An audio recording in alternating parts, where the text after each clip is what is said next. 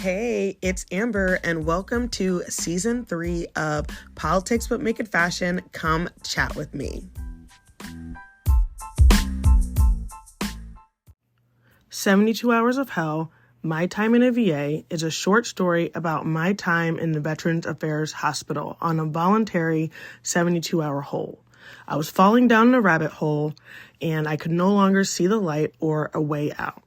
I reached out to my VA therapist to discuss my crippling depression and anxiety. This journey through involuntary hold was marked by humiliation, broken promises, and a profound sense of vulnerability. My path towards seeking help was extremely challenging. Despite the setbacks faced, I hope my journey will lead other veterans and anyone else facing mental health issues to the care and the support that they might desperately need. 72 Hours of Hell, My Time in a VA is available on Amazon in paperback and on Amazon Kindle. Hey guys, happy Sunday, everybody. I am coming to you from Dallas, Texas this week. I had the pleasure of being able to come down here and visit my brother and spend some much needed brother-sister time. For those of you who do not know, my brother is everything to me and my best friend. And so it's been very nice to be able to come down here and spend some time with him. I am in his gorgeous apartment building. Guys, this apartment building literally looks like a little small city. I'm actually in a co-work space that they have in the apartment complex. So they have different conference rooms and different areas for people to be able to go in and work while still working from home in here. It's set up so cute. I absolutely adore it. And I just want to say about people working from home that productivity has never been higher in the US as far as workers go. And we work harder than any generation before us, except we get less pay, less benefits, less everything. And people that work from home are not terrible employees, they're not lazy. I think that a lot of people, especially people who are trying to raise families or trying to do other things, there's a lot of people who have side hustles, commuting, gas, like y'all, it is so difficult. And there's so many more things that go into a person going into the office. So I think that we need to stand firm against a lot of these corporations and employees because they're trying to get people to come back into the office for what? For them, not for anything else. But I digress. So we have some updates here for you today on the Israel Palestine Hamas conflict going on. So Benjamin Netanyahu, who is a war criminal, just straight off the bat, guys, he dismisses the US's push for a two-state solution. So this whole time, they've been saying that they're okay with having a two-state solution, but now he's saying that he's not. So President Biden, who finally has gotten it together, kind of, when it comes to this terrible war, has not called for a ceasefire, but is pushing for a two-state solution. We'll see what happens with that. We've been here many, many times before. As of right now, more than 24,700 people have been killed in Gaza since the war began, including more than 10,000 children, guys. 10,000 kids. 10,000 kids have died since October 7th. 10 fucking thousand. Okay? And we're doing nothing. We are doing nothing. There is blood on our hands for this. There is. 10,000 kids. This is according to the Palestinian Health Ministry. More than 62,000 have been injured, and thousands more are missing and presumed dead. There was a video of a doctor who had to cut off his daughter's leg with no anesthesia. And you can see it and you can hear it. And it's tragic. Israeli officials have said at least 193 IDF soldiers have been killed during the ground invasion of Gaza, and about 1,200 people have been killed, and 240 hostages were taken by Hamas. And this is all according to Israel after October 7th. So there is people on the Israeli side who have died.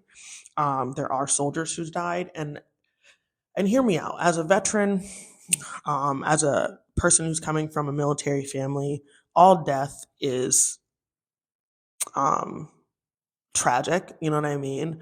But when you have the death of somebody who stood up and enlisted and raised their right hand and said, I'm going to fight for my country, regardless of whatever country, and if I die, I die.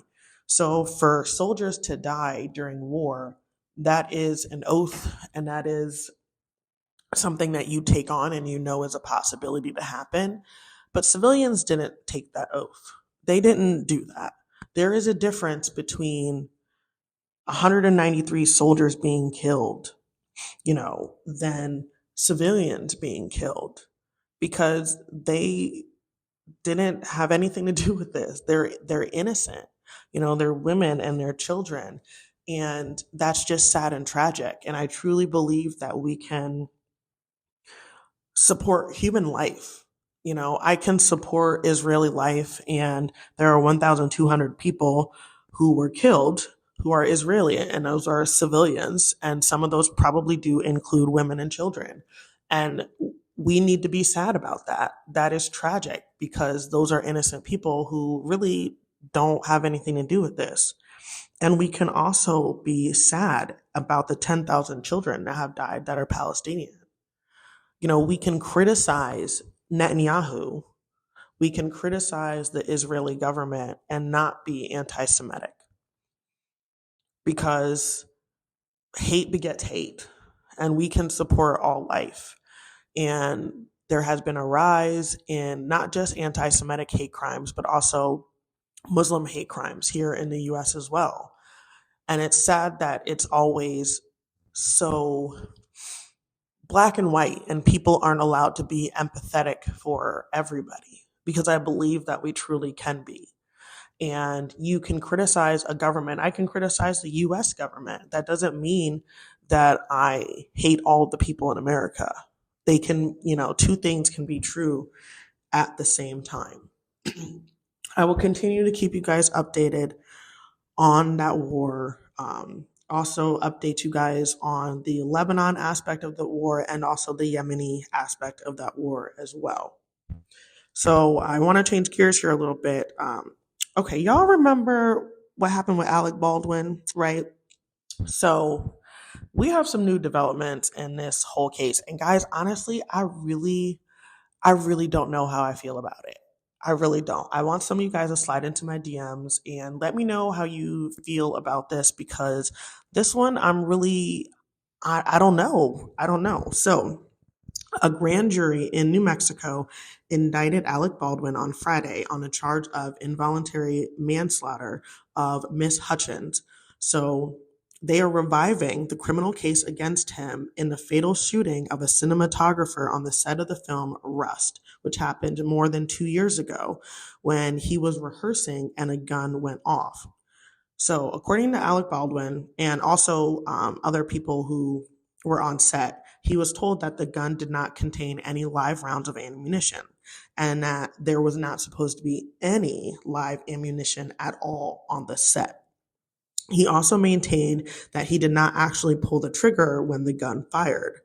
The prosecution determined that he must have pulled the trigger in order for the gun to go off. So that's kind of where they're going back and forth on this, contributing to their decision to revive the criminal case. So the production was setting up a tight frame of Alec Baldwin's character, right? He was supposed to be drawing an old-fashioned revolver from a shoulder pointing at the camera. So when he did that, a bullet struck and killed Miss Hutchins and wounded the director of the movie, Joel Asuza. And it's crazy because they initially had kind of filed charges against him, but those charges ended up being dismissed. But there are now other people who are involved in this case who also were charged besides just Alec Baldwin, which is really, really crazy. So the person who was in charge of like safety on the set, there was the person who was in charge of all the ammunition, because as I said a little bit ago, there wasn't supposed to be any live ammunition at all on the set of the movie. But when they came in after the shooting, they found like 6 live rounds of ammunition just like chilling around. So I really don't know what's going to happen. There are people who pled guilty for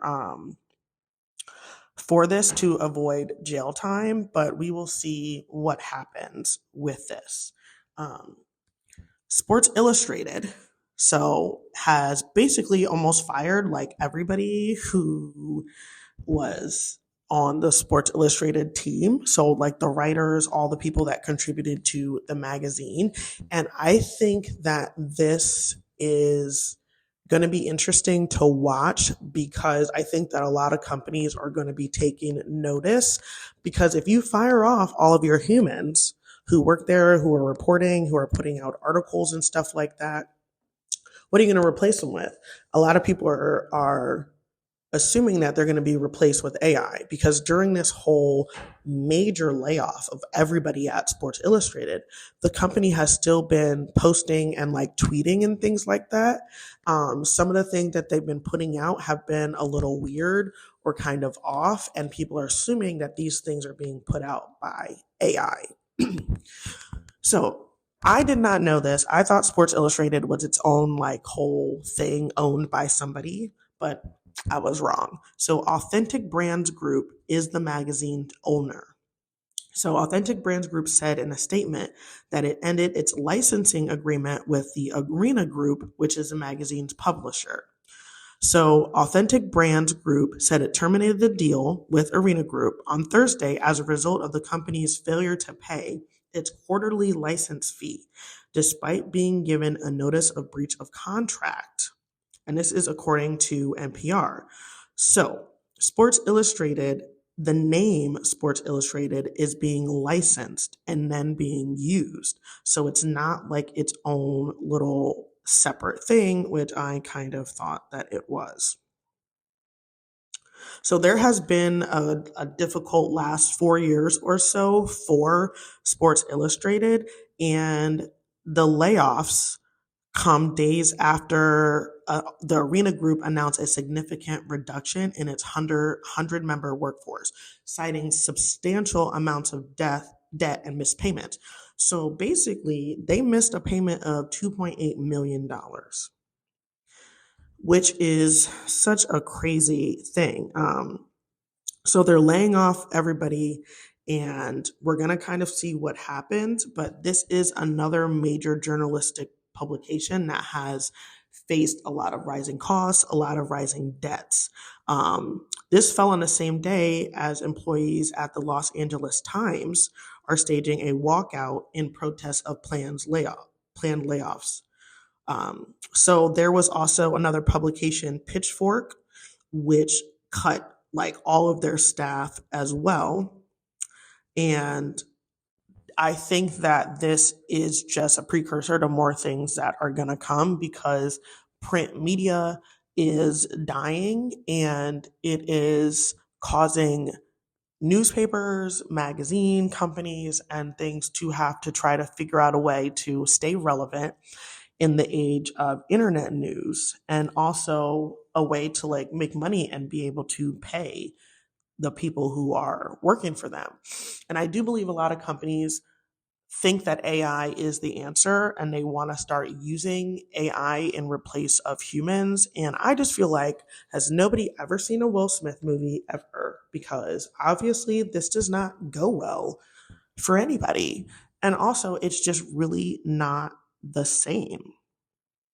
And it's just crazy to think that. So I don't know what kind of like the answer is for that, but it's really, to me, it's crazy to think that people that think that AI can just like totally replace people. But it's sad. And I remember, I'm a millennial. I grew up reading magazines. Like I loved Cosmo, I loved Jane, I loved 17, Teen Vogue, getting all those things and, sitting on my floor, putting on a CD and just reading magazines. But times are changed and stuff is different. And a lot of these things, at least for me, and I'm speaking from my own personal life, are expensive, and due to like the rising cost of everything, for me it's just not in my budget. So for example, the newspaper, my local newspaper, is about 40 some dollars a month, I think, for you to get a paper, and I'm not paying that. Not because I don't think it's worth it, not because I don't think there's amazing journalists and stuff. It's just the fact that I don't have the extra income anymore to be able to afford different things. And if I'm going to take that money, I would take it to use something else. And I think that a lot of people feel that way. So, as far as getting magazines to your house, getting newspapers to your house, and things like that, a lot of people aren't buying them. And then another thing, there are a lot of publications that are behind paywalls. So like the Washington Post, if you go to open it, like you have to subscribe and you have to pay to be able to get that. There's people that really can't afford that. And it's not that they don't want to support journalists or writers and, companies, but they can pretty much go and be able to get the same information from another source, another website, where they wouldn't be forced to pay and it wouldn't be behind a paywall. I don't know what the answer is, because obviously people need to get paid for their time. Artists deserve to be paid for their art. The people who are contributing to the pictures in these publications, people are contributing to the drawings, any type of cartoons, like the writers, all those people deserve to be paid. But I also know that there's a lot of people who can't afford now to use these publications and things like that. So, we'll see. And a lot of people are getting their news from podcast as well. I have many people who tell me that they get their news from my podcast here. I listen to a lot of NPR, and they do little podcast updates throughout the day, little like 5-minute blurbs of news here and there. And that's kind of a lot of different places, and people get their news. And a lot of people watch TikToks where they follow journalists who are on the ground different places. And that's how people are absorbing news. So I think companies need to get creative and kind of figure out a way to, I don't know, change it up, get creative. So this article that I'm about to tell you guys pissed me off. So throughout this episode, I've been talking about inflation here and there, and the rising cost of different things, right? And I think that our government and politicians and companies are trying to convince us that, inflation is because the cost of things are going up and companies aren't making money. That is absolutely not true. So, Groundwork Collaborative think tank, they did a study, right? And they found corporate profits accounted for about 53% of inflation during the year's second and third quarters. So profits drove just 11% of price growth in the last 40 years prior to the pandemic. So prices for consumers, for all of us out here on the streets, rose by 3.4% over the last year. That's insane. So that means that when you're looking at one thing like the cost of bread, so from last year, the cost of bread has gone up 3.4%. But the input cost for producers, and this is where they were lying to us, y'all, only grew by 1%. So that means the people who manufacture the bread, the people that are making it, their cost only rose by 1%. They're trying to make us believe that the reason we're getting more cost on our side is because it's costing more to make the bread. It's not. Their cost did rise, but only by 1%. So this report's authors scoured corporate earning calls and found executives have been bragging to shareholders about keeping their profits high and about widening profit margins as input costs are going down. So they are bragging to their shareholders, bragging to the people in the company that they are making so much money and that they are going to keep raising our cost on the end so that they can make even more money. There was just things coming out about a company being mad that the cost of what we make every day is going to go up and it's going to cost them more money. And so they're saying, well, if we raise the minimum wage to $20, then we're going to have to raise the prices for our customers. But y'all, that's still not even true. Companies like McDonald's that made a profit of $9 billion last year, they could afford to pay their people more money. And so you might say, well, Amber, some of these companies like McDonald's are franchise companies, and so it's not necessarily going to be on big McDonald's to take care of it.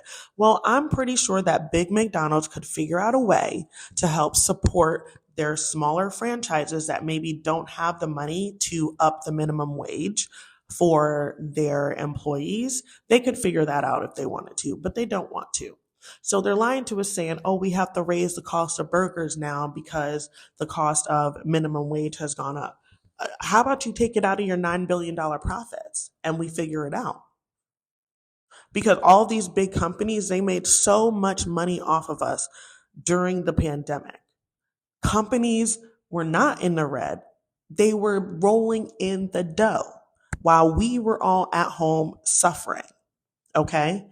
And now they're trying to say that they need to raise prices because of whatever.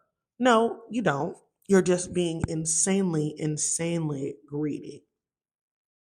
So the Federal Reserve has hiked interest rates to their highest point in 20 years. The report casts serious doubt on the need for further interest rate hikes and instead calls for stronger policies to rein in corporate profiteering. Corporations are going to corporation, right? Their goal is to make money. So that is their end goal. And the reason that they're calling for stronger policies is because they need the government to come in and be able to keep these companies at bay and say, hey, you can't keep raising everybody's costs while you guys are over here making billions and billions of dollars in profit. I don't know if that's necessarily the right answer because y'all know it gets a little complicated when the government gets involved in those types of things. But, a company is not going to regulate itself because they want to make money and that is their end goal. Consumers are still paying about 25% more for groceries. 25% more for groceries. Things within the world, obviously, the war going on with Ukraine and different things, and coordinated price hikes all contribute to all of these factors. But diaper prices have increased by more than 30%. So since 2019, on average, a pack of diapers was $16.50 is now $22. Mm, that is so crazy. So even though cost to make the diapers dropped, diaper prices still haven't come down to lower costs to the consumers. So the cost of making the diapers has been cheaper for the company and the manufacturers, but they're not passing on those prices to us. So P&G, they are expected to make $800 million in windfall profit because of declining input cost, and they still will not bring the cost down to consumers. That's some bullshit. Wow. It's just so bold. It's so bold. And we, as the consumers, we have to start standing up and really fighting back. Have you guys seen the protests that are going on in Europe from the farmers due to rising cost? And they all said no. They said, no, we're not doing that. We're not doing this because if we all stick together, then they can't do this to us. So, what I'm talking about is the farmers that are protesting in Germany because the government there wanted to cut tax breaks on the diesel systems that they use. And so, when the farmers are able to get tax breaks for the diesel that they're using to fuel all of their mechanical machinery and stuff that they use to farm, right? Well, they said no, so they're protesting. So farmers in France are protesting because the government tax on tractor fuel, cheap imports, and water storage issues, excessive restrictions, and red tape. So they have a lot of complaints, and they said, no, we're not doing this. And I think that we need to all kind of start doing the same thing here, because just the example of the diapers, that's insane. And when you think about the people who are using all these products, it's things that you have to use. You can't not use diapers if you have a child. And you might say, well, Amber, what if you went to cloth diapers? Okay. So with cloth diapers, because I use cloth diapers, number one, you have to be able to buy a sustainable amount of cloth diapers. So you need like 7 to 10 pairs of cloth diapers, right? You also need to have access to water every day and or a washing machine to be able to wash them out. When I was using cloth diapers, I was washing clothes more often. So I was using more water in my house. I had the ability to be able to pay for that. And I knew that was kind of like the downside of using cloth diapers, but everybody doesn't have that. Everybody doesn't have a washing machine in their house. So if somebody needs to use cloth diapers, they're going to have to go to the laundromat, and that's going to cost money, and people are going to have to pay for that. So there's still cost associated. Now, is your cost going to be lower overall in the long run? Yes, it is. Also, I found when I was using cloth diapers, my daughter was home with me for 3 months before I had to go back to work. But once she was going back to, I had to put her in childcare, I couldn't use cloth diapers anymore because everywhere doesn't accept that and allow you to use it. This is just one example. The answers are not always easy, but these are conversations that we need to have. These are conversations that we need to be forcing our politicians to have. These are the things that we need to be talking about. We have these debates and things coming up. I want to know why we are paying 25% more for groceries. I need somebody to answer that question, because that's insane and most of us can't afford that. So what are they going to do about it? We have geriatric 1 and geriatric 2 running for president. What are they going to do about the cost of inflation? What are they going to do about it? The cost that's being passed on to us. These companies aren't hurting, Americans are hurting. And we need to fix that. So thank you so much for joining me on another episode of Politics But Make It Fashion. Come chat with me. You can find us on Facebook at Politics But Make It Fashion. Make sure you guys go and subscribe to our Facebook page. Make sure you subscribe and leave us a review wherever you listen to podcasts. Make sure you share it. We are on TikTok at Politics But Make It Fashion, Instagram at Politics But Make It Fashion 1, and we will chat soon.